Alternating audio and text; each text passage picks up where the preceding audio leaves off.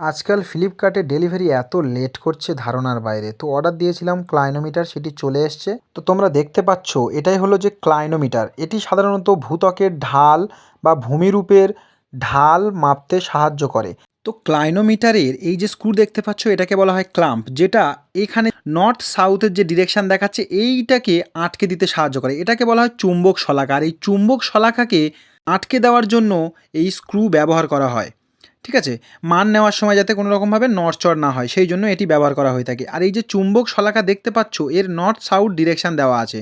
তো নিচে এই যেটা দেখতে পাচ্ছ এটাকে বলা হচ্ছে পেন্ডুলাম। এটি সাধারণত অ্যামাউন্ট অফ ডিপ বের করতে সাহায্য করে। আর এই অংশটাকে বলা হয় ক্লাইনোমিটার ব্রিজ, যার উপরে ক্লাইনোমিটার থাকে। আর এটাকে বলা হয় হর্স হেয়ার বা ঘোড়ার চুল। আর এটাকে হচ্ছে আইভেন বলা হয়, বা যেটা দিয়ে চোখ দিয়ে ওই হর্স হেয়ারের মাধ্যমে দিকটাকে নির্দেশন করা হয়। তো দেখো এখানে যে বাইরের 0 থেকে 360 ডিগ্রি পর্যন্ত মান আছে এটাকে বলা হয় হোল সার্কেল বিয়ারিং, এবং 0 থেকে যে 90 ডিগ্রি মান দেওয়া আছে এটাকে বলা হয় রিডিউস বিয়ারিং। এবং আরও কিছু সাউথ, ওয়েস্ট, নর্থ, ইস্ট এরকম বিভিন্ন মান দেওয়া আছে, এগুলি দিক নির্দেশ করছে। ভূগোলের বিভিন্ন যন্ত্রপাতি সম্পর্কে জানতে এখনই লাইক, শেয়ার, সাবস্ক্রাইব করে দাও। Thank you, that's all for today.